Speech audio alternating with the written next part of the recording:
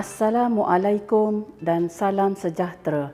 Saya Profesor Dr. Salina Husin, pakar bedah ENT dalam studio iDoktor.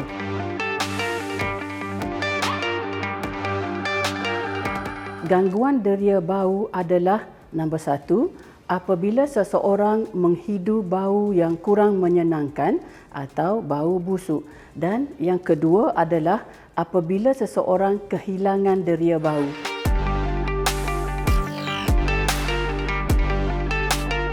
Ini adalah struktur deria bau dan bagaimana bau dihasilkan. Terdapat lebih kurang 100 juta sel reseptor bau di dalam lapisan epitelia di bumbung rongga hidung. Sebagai contoh, bunga ros. Bunga ros mengeluarkan bahan kimia. Bahan kimia ini akan dihidu oleh hidung dan bahan kimia ini akan dilarutkan di dalam cecair lapisan epitelia dan isyarat akan dikesan oleh olfactory bulb. Olfactory bulb akan menghantar isyarat ini ke otak dan otak akan menterjemahkan isyarat ini kepada bau ros oleh kita.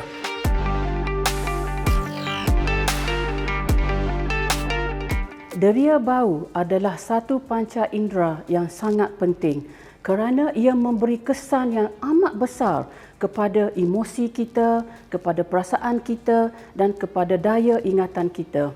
Sebagai contoh, deria bau boleh membantu kita mengelakkan kebocoran gas di dapur. Kerana kita tahu apabila berlaku kebocoran gas di dapur, ini boleh menyebabkan kebakaran seluruh rumah. Deria bau juga boleh menghindarkan kita dari memakan makanan yang telah basi. Kajian menunjukkan penjagaan diri yang sering diabaikan dan bau badan yang busuk telah meningkatkan risiko keretakan perhubungan dan juga risiko keretakan rumah tangga. Manakala seseorang yang kehilangan bau akan merasa tidak selamat dan takut untuk bergaul di dalam masyarakat. Ini dan pesakit ini juga akan merasa cepat marah dan lama kelamaan akan menyebabkan kemurungan. Dan kemurungan ini boleh membawa tidak harmoni di dalam keluarga dan masyarakat.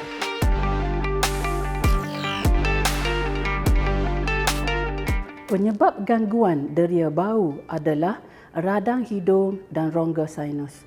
Nombor 2, jangkitan selsema virus. Deria bau juga boleh hilang disebabkan kanser hidung dan juga disebabkan hentakan di kepala yang menyebabkan kerosakan kepada saraf bau. Kehilangan bau juga boleh disebabkan oleh pendedahan kepada toksin.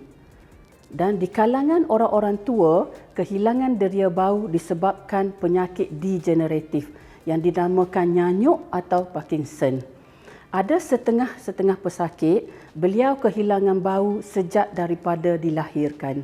Kajian menunjukkan 50% pesakit yang tidak mengadu kehilangan deria bau sebenarnya mengalami kehilangan deria bau. Ini adalah ujian deria bau yang kita gunakan di klinik. Ini adalah pen. Kita ada sebanyak 16 pen yang berlainan bau. Dan ini adalah cat yang kita gunakan untuk pesakit tentukan bau yang mana beliau hidu. Ujian bau yang kami lakukan di klinik ini telah kami ubah suai mengikut tahap umur dan budaya penduduk di Malaysia. Ini adalah inovasi kami. Video ini menunjukkan bagaimana kami melakukan ujian bau di klinik. Ujian bau nombor 1 adalah ujian pengenalan. Pesakit perlu mengenal pasti bau yang dihidu dengan menunjukkan kepada gambar di carta.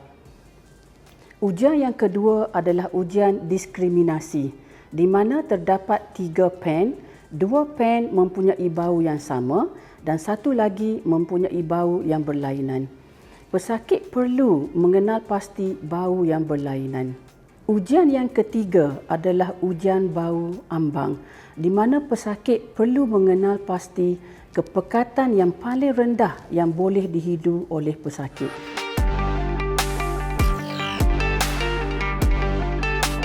Terdapat beberapa rawatan untuk pesakit yang kehilangan deria bau, tetapi ia bergantung kepada punca kehilangan deria bau tersebut. Sebagai contoh, jika pesakit mengalami radang hidung dan sinus atau jangkitan selsema virus, pesakit perlu dirawat menggunakan semburan steroid ke dalam hidung dan pesakit perlu diberi cucian hidung dan juga ubat-ubatan seperti decongestant dan antihistamin.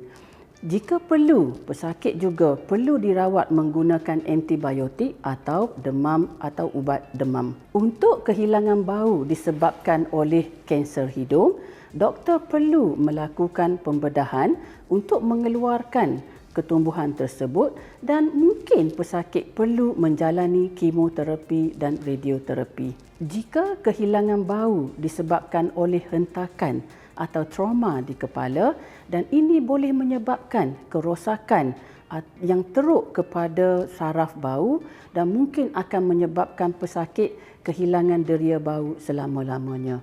Tetapi deria bau ini dia sentiasa membiak dan mungkin pesakit boleh mendapat deria bau mungkin mengambil masa yang lama. Kehilangan deria bau disebabkan oleh toksin atau disebabkan oleh penyakit tua, penyakit nyanyuk mungkin susah untuk dikembalikan. Tetapi kita boleh menggunakan latihan deria bau. Latihan deria bau ini adalah menggunakan 4 bau yang berlainan iaitu ros, limau, eukaliptus dan bunga cengkeh. Jadi, pesakit perlu mencium keempat-empat bau ini selama 5 hingga 10 minit 2 kali sehari selama 6 bulan.